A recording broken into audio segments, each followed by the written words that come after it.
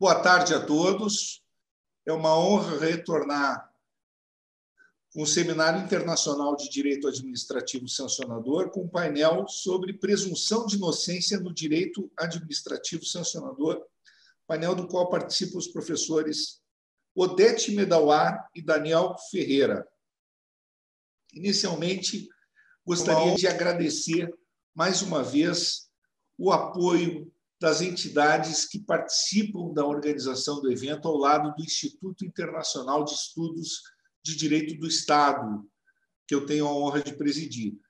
Quais sejam o Conselho Federal da Ordem dos Advogados do Brasil, a Comissão Especial de Direito Administrativo Sancionador da OAB Nacional, a Escola Superior da Advocacia da OAB Nacional, a Federação Brasileira de Bancos, FEBRABAN, o Instituto de Direito Administrativo Sancionador, o IDASAN, o Centro de Estudos das Sociedades de Advogados, CESA, a Associação Nacional dos Membros do Ministério Público, CONAMP, a Fundação Escola Superior do Ministério Público do Rio Grande do Sul, FMP, o Conselho Nacional de Procuradores Gerais dos Ministérios Públicos dos Estados e da União, a Escola da Magistratura do Tribunal Regional Federal da 4ª Região, EMAGES. A todas essas entidades, mais uma vez, o nosso agradecimento pelo apoio a esta iniciativa do Instituto Internacional de Estudos de Direito do Estado na realização deste Seminário Internacional de Direito Administrativo Sancionador. Temos a honra, então, de estar no painel sobre presunção de inocência no direito administrativo sancionador. E começaremos com a professora Odete Medawar, sem dúvida uma das maiores administrativistas deste país, se não for a maior administrativista deste país. Doutora em Direito pela Universidade de São Paulo, da qual foi professora titular e livre-docente, hoje professora aposentada, após lecionar por mais de 40 anos naquela instituição. Foi também mestre em Direito de Estado pela USP, além de doutorado. Entre suas obras de destaque, encontra-se o clássico Direito Administrativo Moderno, recentemente relançado em sua 22ª edição. Professora Odete Medawar, muito nos honra com a sua presença aqui neste seminário. Quero externar à senhora o nosso mais profundo agradecimento pela sua participação. A palavra é sua. Muito obrigada pela generosa apresentação. Eu gostaria de agradecer ao professor Fábio Medina Osório o convite para participar deste seminário com um tema tão relevante que é o direito administrativo sancionador. Eu gostaria de saudar o meu colega de painel, brilhante professor Daniel Ferreira, e também saudar os professores espanhóis que participam desse evento. É Juan Ramón Torres, Manuel Rebolo Puig, Tomás Cano Campos, Andrés Bittencourt Rodrigues e Herman Fernandes Farreres, com o qual tive a honra de participar de um evento no Rio de Janeiro. E não posso deixar de lembrar e homenagear aqui o querido Diogo de Figueiredo Moreira Neto, muito querido de todos nós e grande amigo de Garcia de Enterria e de vários renomados juristas espanhóis, muitos participando deste evento. Qual é o direito administrativo sancionador? No Brasil, é o conjunto de normas do direito administrativo que norteiam a aplicação de sanções ou punições no âmbito da administração pública, hoje, mediante processo administrativo. Por exemplo, sanções disciplinares em relação a servidores, alunos de escolas públicas, sanções quanto a profissionais por meio dos órgãos como OAB, Conselho de Medicina etc., os quais, por delegação do poder público, fiscalizam as respectivas profissões, podendo aplicar sanções. Também processos administrativos perante os órgãos de defesa da concorrência, órgãos públicos de defesa do consumidor, órgãos públicos de proteção do meio ambiente, órgãos de trânsito e órgãos que exercem o poder de polícia em geral. Em todos esses casos, há acusados, ou seja, pessoas a quem se atribui uma conduta ou ato de que possa decorrer uma punição. No tocante, então, à presunção de inocência, que poderíamos indagar se aplica ou não no âmbito do processo sancionador na administração pública. Sem ir a tempos mais antigos, pode-se mencionar a Declaração dos Direitos do Homem e do Cidadão de 1789, que representou uma significativa virada em termos de reconhecimento de direitos fundamentais das pessoas.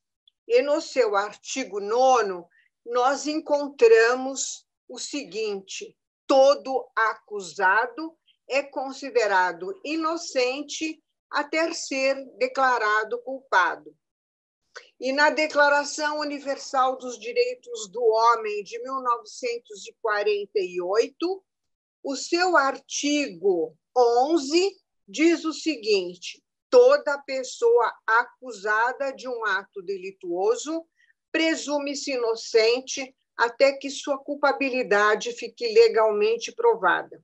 Portanto, nesses dois documentos, que são muito relevantes na trajetória universal dos direitos fundamentais, há a regra da presunção de inocência sem uma especificação de âmbito.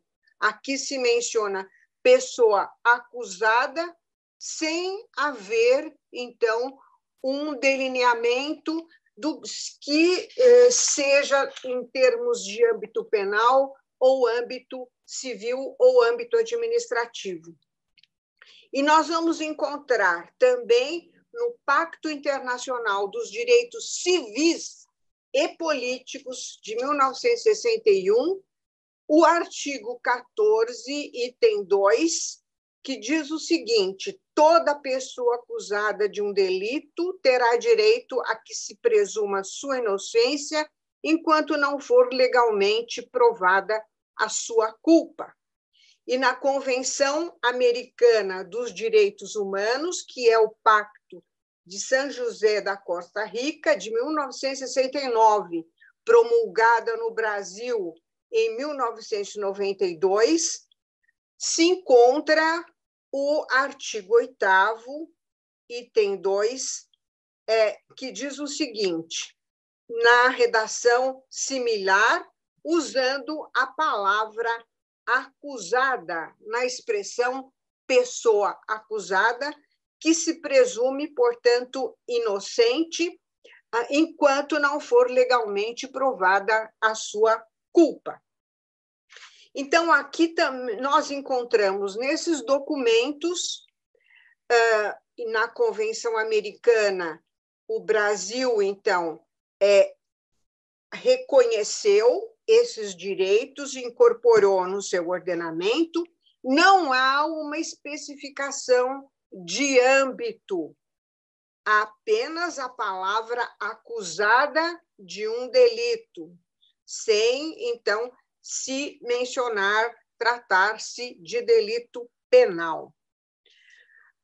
A Constituição de vários países vai mencionar também a presunção de inocência. Na França, por exemplo, a sua Constituição absorveu a Declaração de 1789, portanto, a França abriga uma base constitucional para a presunção de inocência.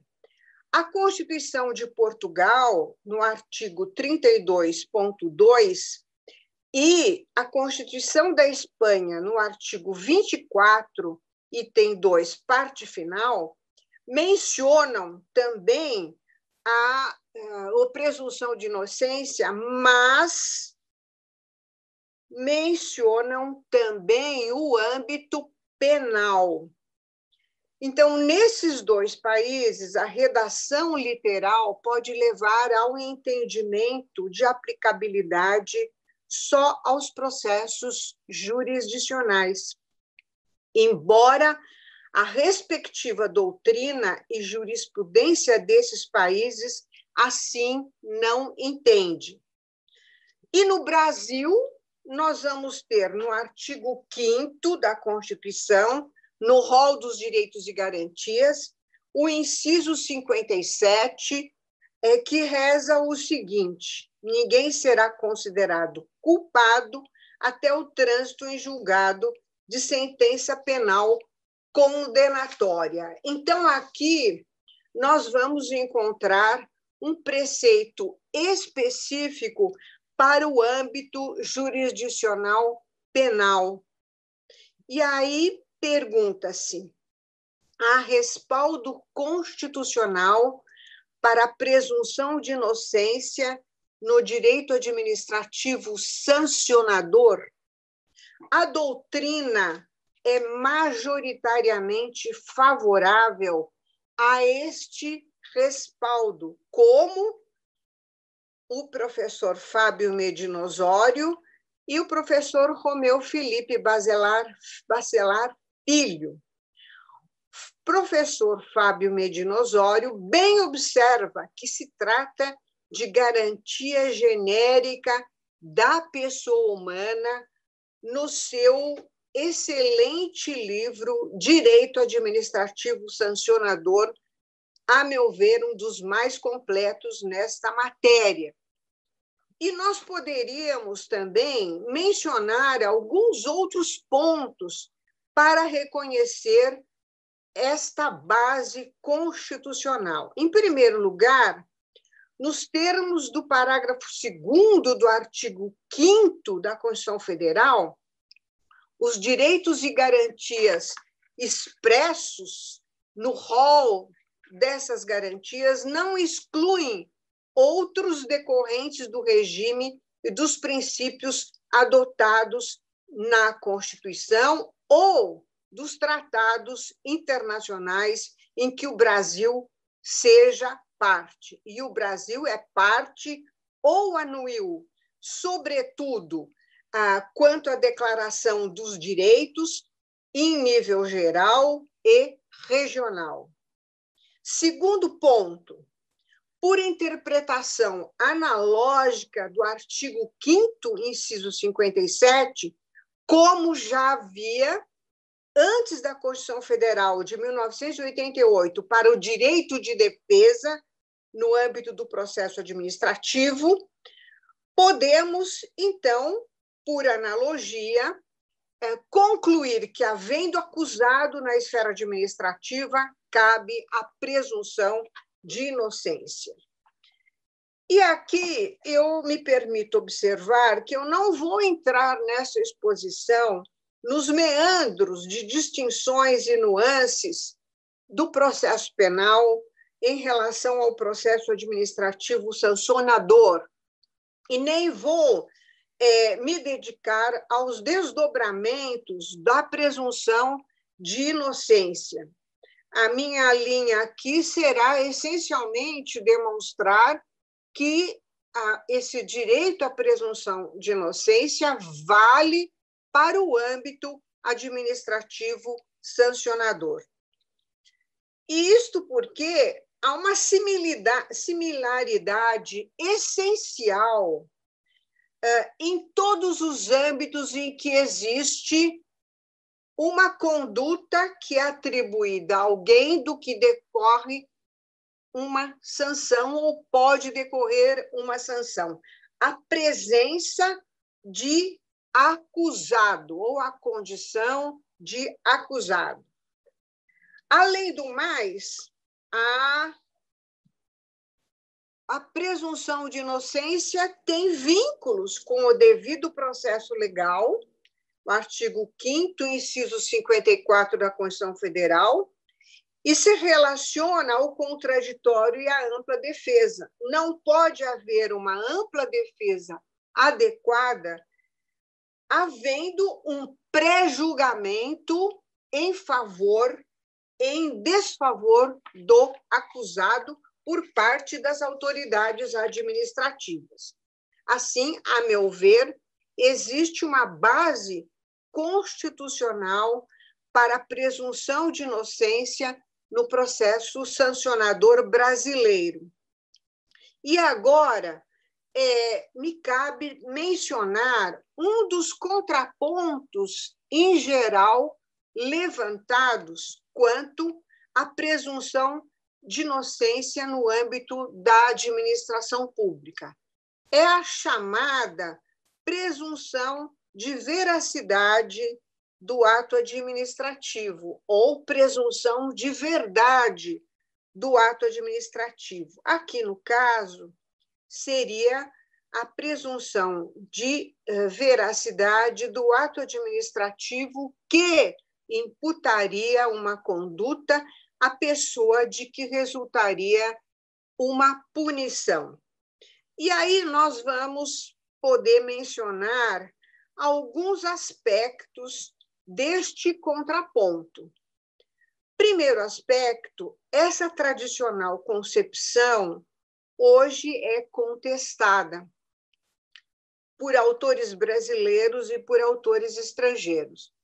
No tocante aos autores brasileiros, eu posso mencionar, em primeiro lugar, o professor Floriano de Azevedo Marques Neto, que é muito conhecido, hoje é diretor da Faculdade de Direito da USP, num artigo publicado na obra coletiva Os Caminhos do Ato Administrativo, de 2011, em que esse autor contesta com argumentos muito pertinentes a existência desse atributo do ato administrativo, e o artigo se chama o ato administrativo autista, voltado para si próprio.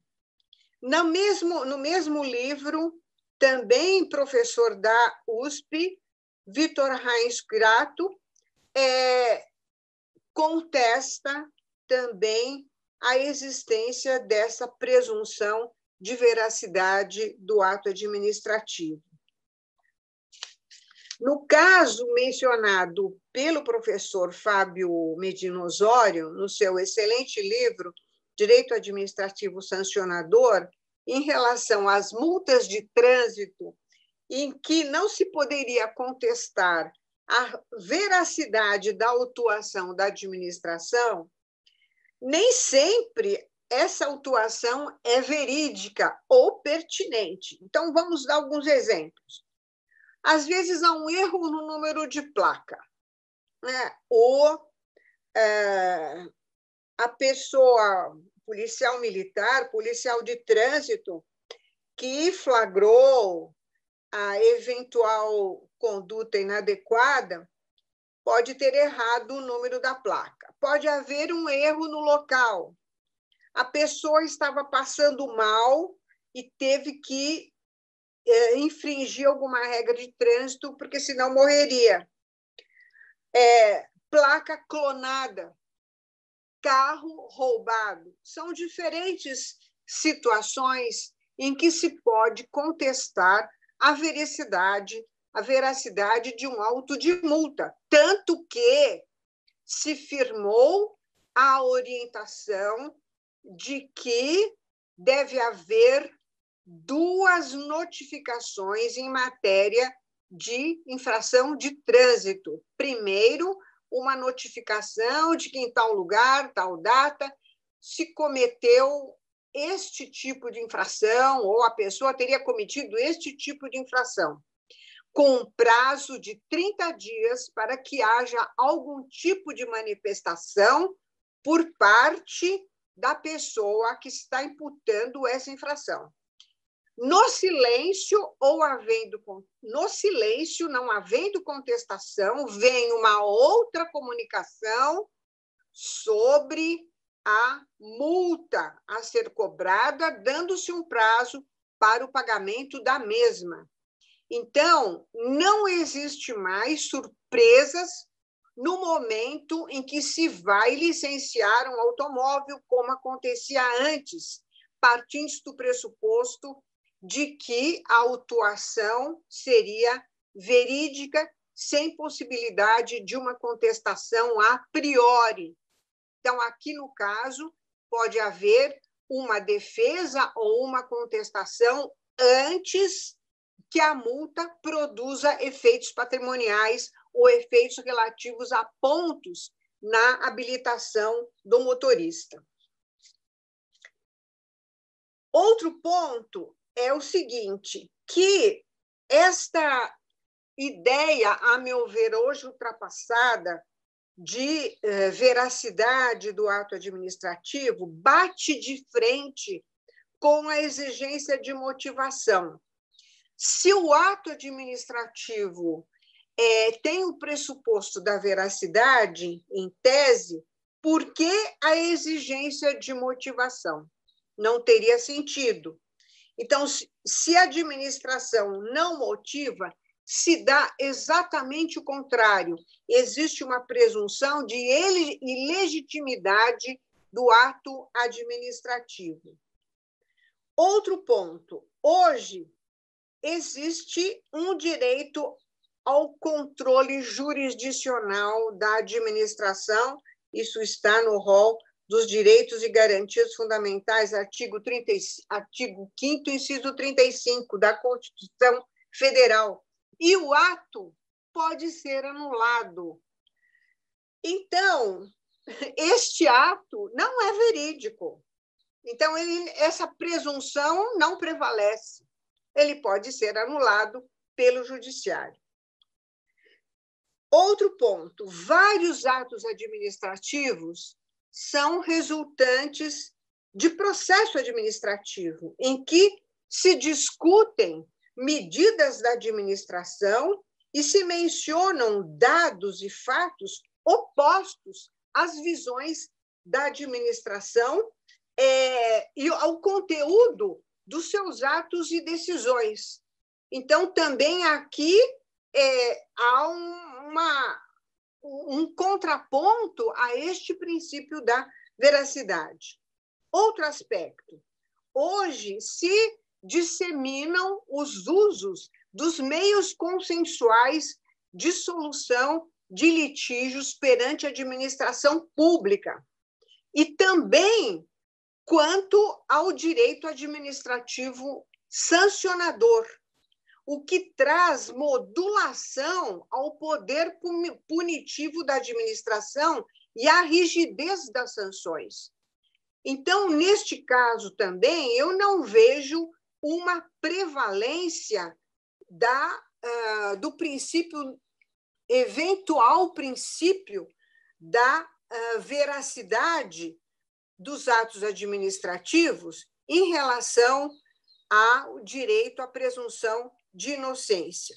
Outro ponto, não mais se admitem punições de servidores públicos pela chamada verdade sabida, em que um chefe aplicava sanção a um servidor sem que este soubesse a razão e pudesse se defender previamente. Portanto, esta verdade sabida, na qual está embutida a presunção de veracidade da decisão da administração que puniu, não existe mais após a Constituição de 1988,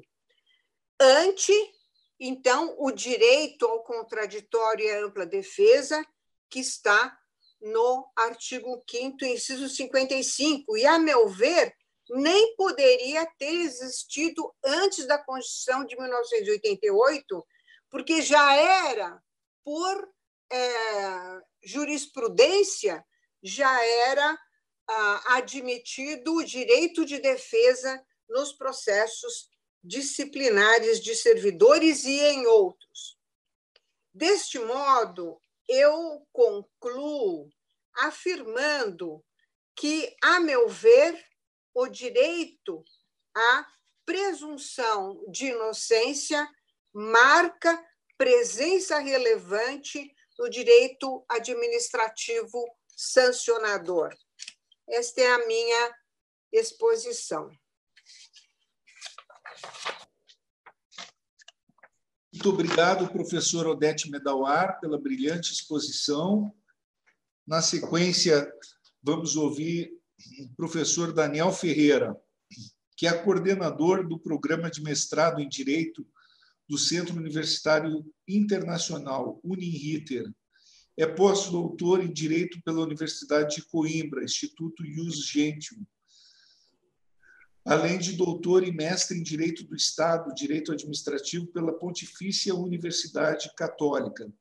Também foi um dos pioneiros na área do direito administrativo sancionador no Brasil. Eu gostaria de passar a palavra ao professor Daniel Ferreira.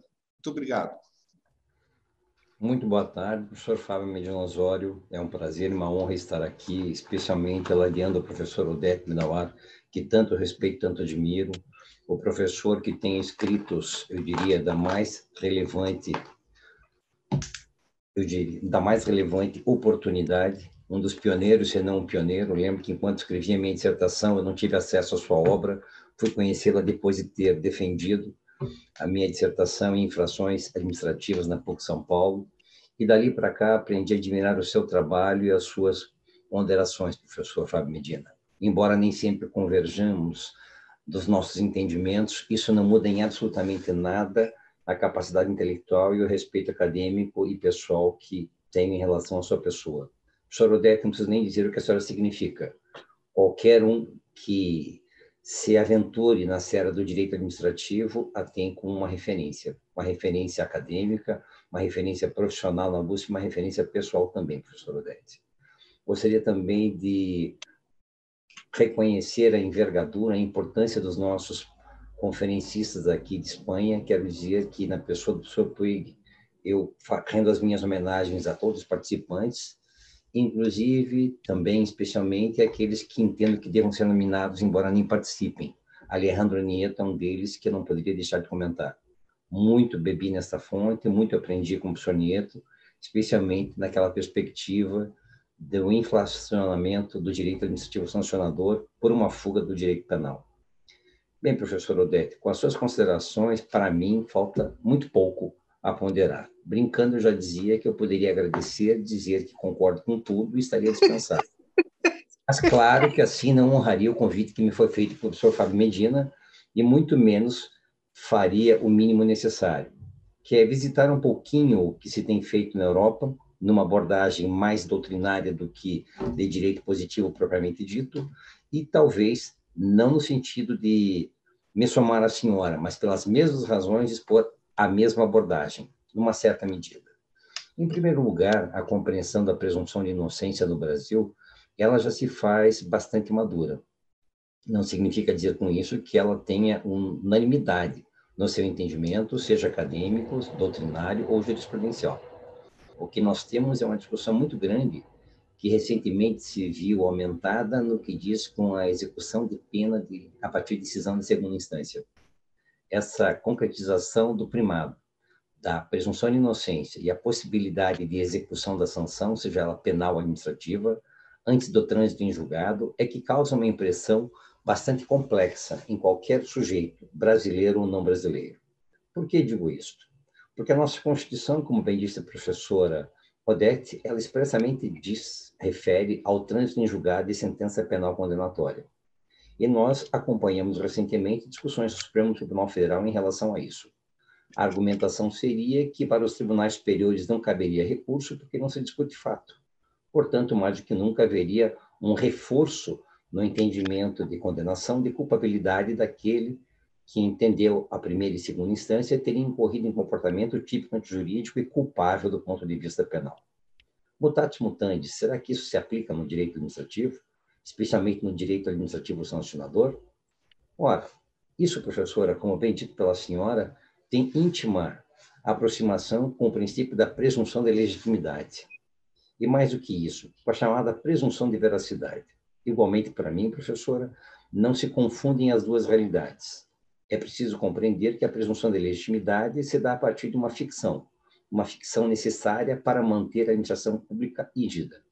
Porque se nós não tivéssemos a confiança de que o ato produzido por autoridade competente, o exercício de função pública seria exigível, seria imperativo na esfera do ato administrativo, imperatividade, exigibilidade e autoexecutoriedade, ninguém obedeceria, por exemplo, ao agente da autoridade de trânsito, o seu guarda.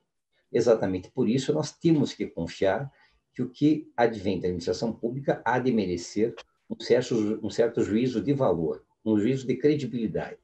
Portanto, a ideia de presunção de legitimidade.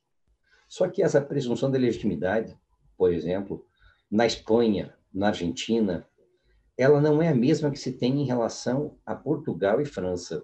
Em Portugal e França, essa presunção ela é muito mais forte. Ela é tida como presunção de legalidade que converge para a própria presunção de veracidade. Já na Espanha, na lição de García de Interría, Tomás Ramón Fernández, também de González Pérez, a interpretação que se tem é em sentido um tanto quanto diverso. Os temperamentos são muito maiores, os condicionantes também. O que isso significa? Que a presunção de legalidade ou legitimidade do ato sancionador, por exemplo, não se confunde com a garantia de certeza, de segurança, de veracidade em relação ao fato como narrado por quem denuncia a ocorrência do ilícito. O que isso significa? Significa dizer que, num primeiro lanço, a denúncia revela uma situação do mundo fenomênico, tão só, que inclusive vai carregada com um discurso científico, um discurso jurídico, um discurso de subsunção, por meio do qual se aponta que aquele sujeito, tendo em vista aquele comportamento por ele mesmo levado a cabo, ele se vê na iminência de ser sancionado por conta de se considerar aquele comportamento típico antijurídico e reprovável administrativamente, ou, se preferir, culpável administrativamente. Ora, essa perspectiva, diz González Pérez e García de Interría, ela não impõe em nenhum momento que haja uma transferência do ônus da prova. Essa presunção de legitimidade não desonera a administração pública de provar o alegado. Gordilho, na Argentina, indo mais a fundo, ele diz: basta o administrado impugnar a referência feita pela administração pública.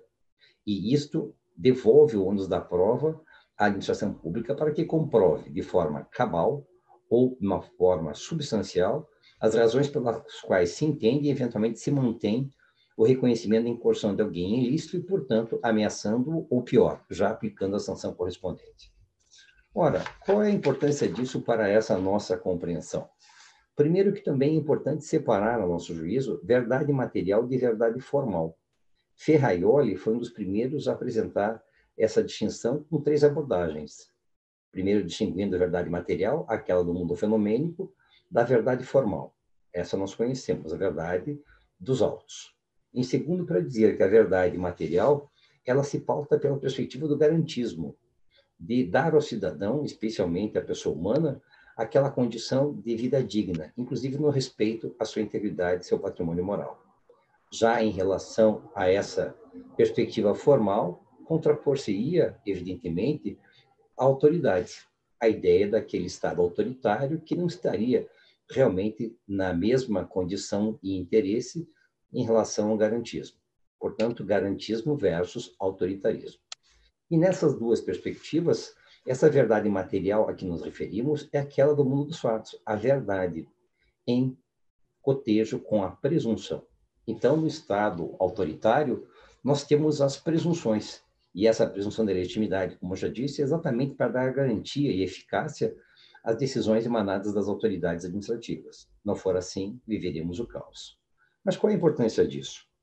Uma professora bastante conhecida, Odete Medalar, é quem nos diz que, em relação ao ônus da prova, não há, na verdade, que se dizer em ônus. Não é simplesmente um encargo, é um dever. É um dever de provar a verdade. E esse dever de provar, pelo menos o que se alega, tem em mira essa verdade material que não se confunde, acredito eu, e essa é a lição, no que diz com atos ampliativos de direito, por exemplo. Aquela presunção de legalidade, legitimidade e, eventualmente, cercada, albergada por uma presunção de veracidade, no que diz com ampliação, ela não causa prejuízo ao administrado. Portanto, não há nenhum problema de se admitir na seara do direito que, sem impugnação, aquilo que a administração alude, até que se diga em contrário, é verdade, porque amplia direitos. Em relação a isso, não há problema.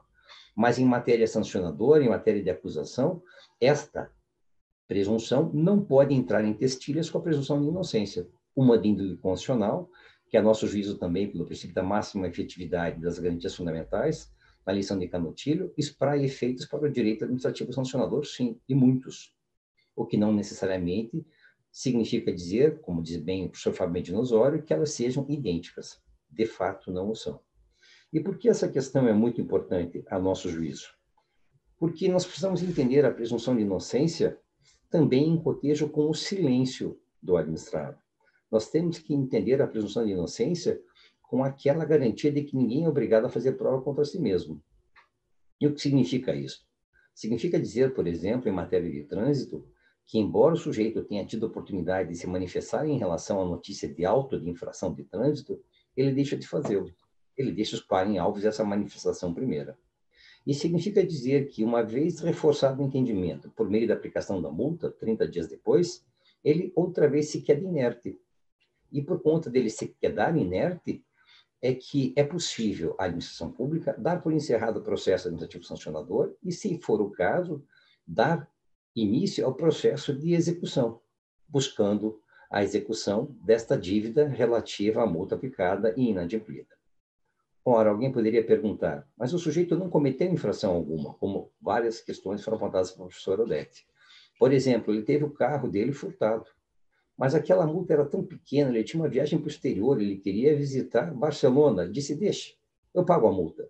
Isso não significa dizer que ele tenha sido infrator, mas significa que, na perspectiva do direito administrativo sancionador, aquela decisão transitou em julgado administrativo. Ele pode até desconstituí-la na esfera judicial, se for o caso, se for do seu interesse. Se não o for, para fins de direito, tenham para mim que a situação é pacífica, até que ele se mova, até que ele impugne essa presunção de veracidade, torna o ato administrativo sancionador rígido. E aqui, professor Fábio, aqui que vem aquela nossa discussão anterior, em que se propõe verificar o que significa aquela voluntariedade afinal.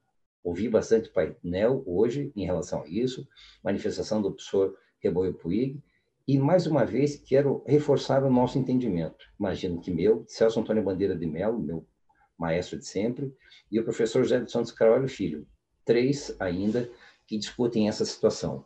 Para mim, a voluntariedade, ela só tem a oportunidade, enquanto, eu diria, caracterização fundante da infração administrativa, indicar algo que no seu livro é muito explorado, a ideia do ônus da prova. Em matéria disciplinar, por exemplo, compete à administração provar o animus abandonandi em relação ao servidor, que desaparece do serviço. Isso acontece por criação jurisprudencial, porque muitas leis não prevêem essa situação. E ainda assim o judiciário se mantém firme nesse entendimento. Diferentemente em matéria de trânsito, como eu disse, não se oportuniza ao sujeito um defensor técnico.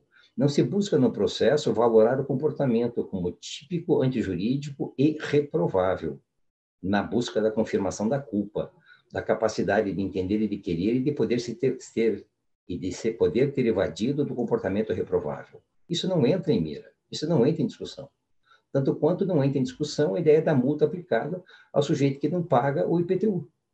Então, de novo, se a gente fala em culpabilidade, se a gente diz que ninguém pode ser sancionado senão na proporção da culpa, como medida de reprovação, medida de menoscabo do comportamento em relação à pauta jurídica e os direitos da coletividade, os interesses da coletividade, interesses públicos, isso nos causa um problema. Porque no âmbito da Espanha, por exemplo, as infrações de trânsito, professora Odete, não sei se a senhora sabe, elas são subjetivas. Porque a medida do reprovamento é individualizada. No Brasil não é assim que se dá. Então, se eu tivesse que considerar que toda infração administrativa teria que ter o traço de culpabilidade e que isso se revelaria como ônus da administração, nós teríamos uma dificuldade muito grande de sustentar que o direito de trânsito é constitucional. Em matéria tributária, essa do não pagamento do tributo teria o mesmo problema. Como posso dizer que a medida da culpa ou essa reprovação, ela vem presumida? Conheço muito bem a obra do professor Fábio e concordo que, em algumas situações, é preciso ter os traços indiciários como formadores de um convencimento. Mas num Brasil como o nosso, professor Odete, e especialmente no século XXI, em que a tecnologia impera, mais do que nunca eu acredito que a infração de trânsito ela deve merecer um registro fotográfico no mínimo. Para a senhora ter ideia, em minha defesa, em banca, o professor Celso Antônio Bandeira de Mello, meu orientador, me arguiu em relação a isso, perguntando, indagando, se realmente eu pretendia que houvesse um agente da autoridade de trânsito em cada esquina. Eu disse que sim. E naquele momento, lembro muito bem, fui advertido de que não havia recurso orçamentário para isso. Não haveria condições da administração prover essa necessidade. Esse ônus da prova seria impossível para a administração pública. E, com todo respeito, disse à época, e repito aqui, a questão orçamentária, para mim, não entra em discussão. O que me interessa é o ônus da prova e a presunção de inocência. Hoje, em Curitiba, qualquer estacionamento irregular exige que no chão se aponham etiquetas, para o sujeito saber que o carro estava lá e que foi removido. Há um registro físico, no plano fenomênico. Então, cá para nós, o que nós estamos discutindo aqui, em termos de presunção de inocência, são duas coisas. Primeiro, o ônus da prova. Essa questão, imagino eu, seja uma questão que seja de mais fácil compreensão ainda, no que diz com as dificuldades. E aí, eu sou obrigado a concordar que a prova diabólica não pode ser atribuída jamais ao administrado, jamais ao acusado. Por exemplo, e no estado do Paraná a situação é muito gravosa, porque quando se tem em mira a ideia da infração subjetiva, aquela que atinge pessoalmente o sujeito na condição de infrator, ela, evidentemente, entra em testilhas com a dignidade da pessoa humana. Então, toda a construção que se faz em relação ao princípio da presunção de inocência, vocacionado à pessoa humana, e já se disse aqui que em relação à pessoa coletiva não é exatamente a mesma ideia, em alguns momentos ela não se faz importante. Em matéria de trânsito e estacionar em local proibido, com o devido respeito, pelo menos a meu juízo, isso não gera um desvalor ético em relação à pessoa. Não necessariamente. Não havia ninguém na rua, não estavam certo numa escola, não havia ninguém pretendendo estacionar. Simplesmente o sujeito acordou cedo, deixou o carro posicionado na praça e esqueceu de colocar a cartelinha do estar, hoje eletronicamente. Ele simplesmente esqueceu. Portanto, o fato do carro estar ali sem o devido registro, não criando nenhum dano, seja potencial, seja concreto, à coletividade, aos demais motoristas que ali pretendem estacionar, não creio que ele gere um desvalor ético. Portanto, nessa situação, eu não vejo problema do sancionamento sem que a administração garanta a defesa ao acusado. Diferentemente, reparem, em matéria sancionadora, que traz essa pecha, sonegação tributária, por exemplo, como tipo administrativo, evidentemente que é preciso haver uma defesa. Mesmo em relação a isso, a ideia de que a defesa técnica, e não falei por advogado, a defesa técnica no PAD, a meu juízo, não é uma faculdade do acusado. Evidentemente, não é simplesmente uma liberalidade defender-se ou não. O servidor público integra a administração e tem o valor que tem, a ponto de merecer ter seus atos garantidos por presunção da legitimidade, evidentemente que ele faz parte do patrimônio da administração pública e, portanto, da coletividade. Ele tem que ser defendido por determinação da administração se ele não o fizer por si mesmo. Por uma razão simples. Se eu permito dizer que ele deve ser demitido por ato de corrupção, eu mesmo estou reconhecendo que toda aquela presunção que ele foi albergada não estaria a merecer tal juízo, menos ainda os efeitos inerentes ao exercício do cargo, emprego e função. E isso tem a ver com presunção de inocência. Ele se presume inocente, ele se presume apto, ele se presume integrando a administração pública. Então, a questão da prova, e essa eu diria, essa varia de estado a estado. E aqui se falou uma coisa importante, no começo da tarde. Na sociedade de riscos, riscos permitidos, riscos proibidos, vão paulatinamente nos trazendo mais problemas. Nós, antigamente, nos preocupávamos com infração de mera conduta, infração de resultado. Hoje, infração de mera conduta. Daí, nós temos classificado infrações, inclusive, como de mera conduta e mera voluntariedade, em que não se investiga um elemento subjetivo do tipo culpa ou dolo, pelo menos não como ônus da administração, e não há importância em potencial ou concretude do dano. É simplesmente uma negativa do direito em permitir um comportamento que se assume como arriscado, um risco que a coletividade não suporta permitir. E isso acaba vertido em lei. Qual é a importância desse tipo de raciocínio? é que a prova cada vez vai ficando mais difícil. E mais do que isso, muitas das vezes nós estamos nos acostumando a deixar de exigir a prova robusta. Esta presunção volta firme nesse momento.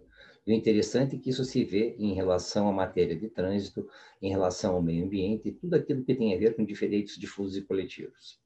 É uma compreensão.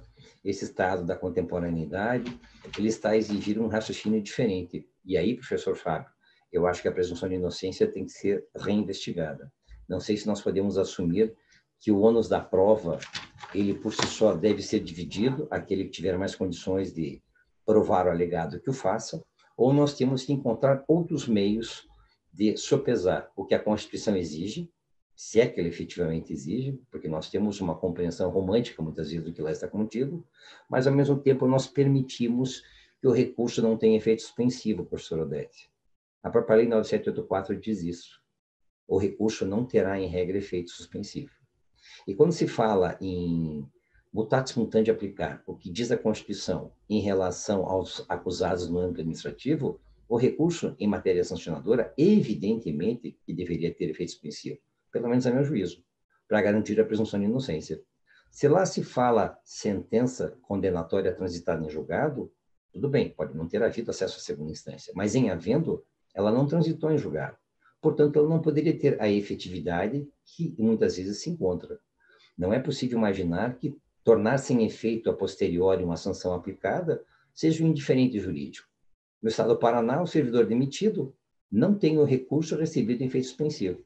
O que está dito na Constituição do Estado, na legislação, Lei 6174, é que, uma vez provido o recurso, ele tornará sem efeito o ato sancionador. Fala isso para a família, fala isso para os amigos, fala isso para o filho na escola, que o pai foi demitido bem do serviço público porque se imaginou corrompido. Essa é uma grande dificuldade. Isso entra em testilhas com o princípio da presunção de inocência, a meu modesto juízo, pelo menos. Portanto, eu acredito que essa discussão ela tem que ser compreendida, inclusive em termos de responsabilidade objetiva. Não vejo em nenhum momento responsabilidade objetiva para o direito administrativo sancionador. Nunca disse isso, nunca dissemos isso, na verdade. Essa ideia de voluntariedade, repito, é só para explicar a capacidade de entender e de querer. O sujeito estava no pleno gozo das faculdades mentais e tinha discernimento do que a ordem jurídica anotava. Nessa perspectiva, isso não briga com a ideia de que, uma vez provado o comportamento típico objetivo, pode ser que a legislação entregue a ele o dever de desqualificar esse comportamento como indicativo de uma alta probabilidade de veracidade em relação ao fato tido por infracional. Essa probabilidade é esta, não vou chamar de presunção, mas essa alta probabilidade é que pode entrar em testilhas com o ônus da prova. Nesse momento, então, nós vamos ter que verificar que, em matéria de trânsito, realmente compete ao sujeito apresentar a sua prova. Mas se eu estiver, por exemplo, entre a minha palavra e a palavra do agente da autoridade de trânsito, eu disse em 99 e repito aqui, a meu juízo, a presunção de inocência se sobrepõe à presunção de legitimidade. E acho interessante que isso acabe sendo discutido em vários lugares, do mundo, inclusive. Mas também em Espanha, estou aqui com o Código de Trânsito deles aberto, verificando que o valor probatório das denúncias dos agentes da autoridade encarregados da violência do trânsito, ele tem valor de prova, salvo prova em contrário. Interessante. Realmente lá a temperança é diferente. Realmente lá tudo leva a crer que a boa-fé do administrado ainda ela é mais bem, eu diria, apreendida pela administração pública. A impressão que se tem é que no Brasil ainda todos são daqueles que professam a lei de Gerson. Tem que levar vantagem em tudo, certo? E eu acredito que não seja exatamente assim. Mas se eu invocar tecnologia, se eu somar a isso um controle eficiente e eficaz da administração pública, e se eu buscar com isso concretizar direitos e garantias fundamentais, eu acho que a presunção de inocência, sim, continua rígida, desde que, na esfera administrativa, repito, o recurso tenha efeito suspensivo e que o sujeito só tenha tido como infrator e, portanto, reconhecido como responsável pela infração apenas ao final e ao cabo do processo sancionador. Até lá é uma expectativa, até lá é uma probabilidade, até lá ele continua presumidamente inocente. Dr. Fábio Medina, por enquanto, são essas as considerações. quero dizer apenas que, passeando pelo direito estrangeiro, mais do que nunca eu vejo que não há grandes brigas em relação à presunção de legitimidade, veracidade e inocência. O que tem sido muito difícil mesmo é estados e juristas trabalharem com a ideia de ônus da prova. E eu entendo a preocupação do professor Fábio, de tantos juristas, tantos autores, em relação à corrupção, por exemplo. Aquela ideia da corrupção como responsabilidade objetiva em lei específica, essa causa um problema muito grande. Eu não acredito que nem mesmo lá se esteja, tecnicamente falando, de responsabilidade objetiva. Prefiro acreditar que aquilo é uma forma de buscar uma indenização coletiva, na perspectiva da multa aplicada. Porque, como tanto quanto no direito ambiental, a responsabilidade pelo dano, ninguém discute, é objetiva.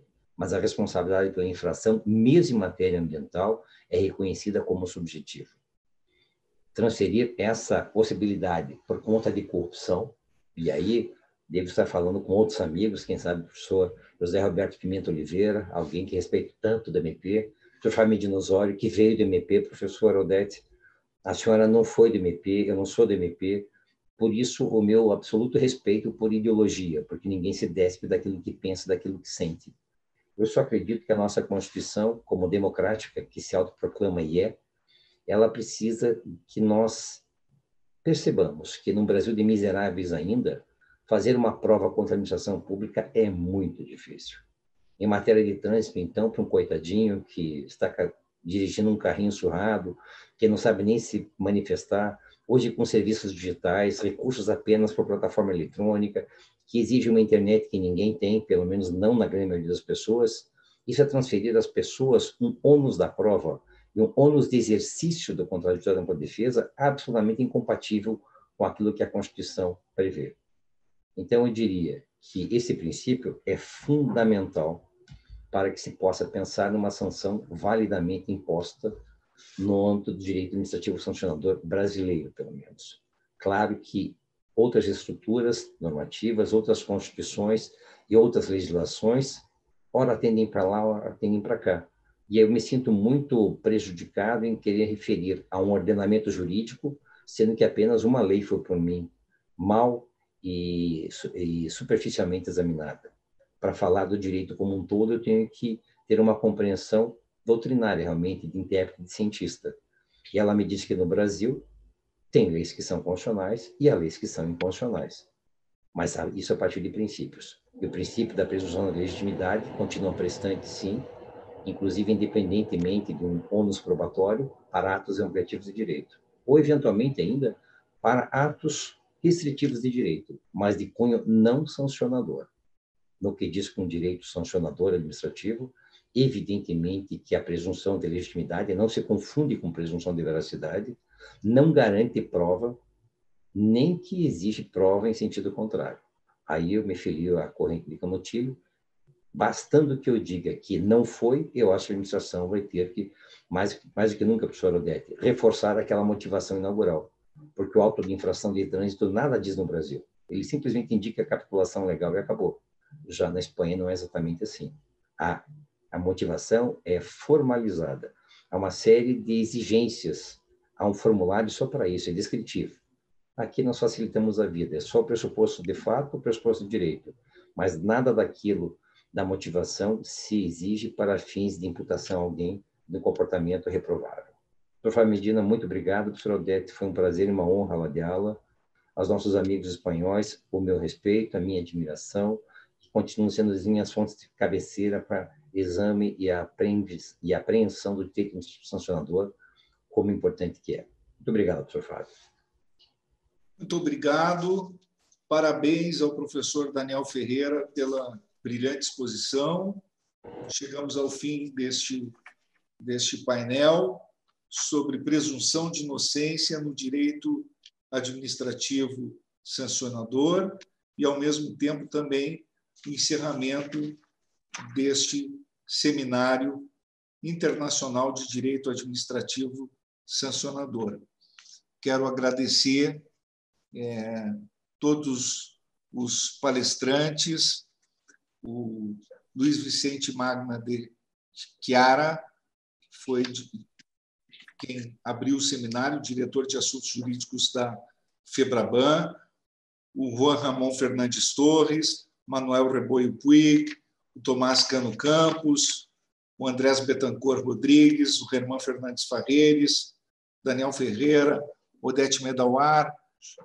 Relembrar aqui nosso saudoso professor Diogo de Figueiredo Moreira Neto, fundador desse instituto, professor Garcia de Enterria, Eduardo Garcia de Enterria, fundador deste instituto, presidente honorário deste instituto, saudoso professor Almiro do Couto e Silva, fundador deste instituto, saudoso professor membro da diretoria desse instituto, todos eles membros da diretoria desse instituto.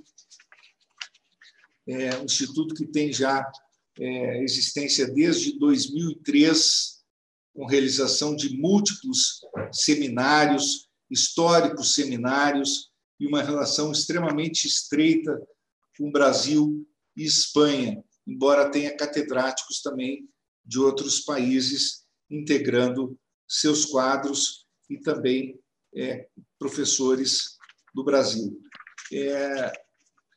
O desenvolvimento do direito administrativo sancionador passa justamente pela realização de seminários como esse, fortalecendo o intercâmbio cultural e prestigiando grandes professores, como é o caso destes que realizaram exposições magníficas ao longo do dia de hoje, exposições pelas quais nós agradecemos profundamente aqui o esforço desses professores, cujas agendas sempre lotadas, eles sacrificam o seu tempo, o seu lazer, muitas vezes, o seu trabalho, as suas rotinas, para estarem conosco e compartilharem conhecimentos com a comunidade jurídica, conhecimentos que ficam aqui depois perenes nos vídeos gravados que os professores partilham conosco para que possam depois ser acessados pela comunidade jurídica. Eu, então, nada mais tendo a acrescentar, além de agradecer sempre a generosidade desses professores que compartilharam conhecimento conosco, eu encerro este seminário renovando também o agradecimento pela participação daqueles que nos assistiram e daqueles que assistirão depois esses vídeos que ficarão disponibilizados no YouTube, no canal onde todos acessaram. Muito obrigado a todos e nos despedimos aqui com um abraço afetuoso, registrando mais uma vez nossos agradecimentos. Muito obrigado, especialmente aos palestrantes deste último painel, professor Daniel Ferreira, professor Odete Medawar. Um grande abraço a vocês.